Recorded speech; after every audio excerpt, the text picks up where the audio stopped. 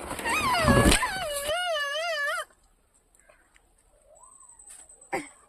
ഞാൻ ഇത്രയും തേൻ ശേഖരിച്ചു.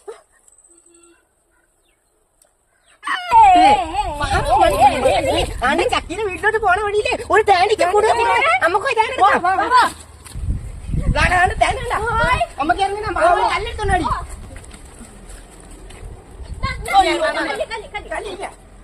നമുക്ക് കുറെ കല്ല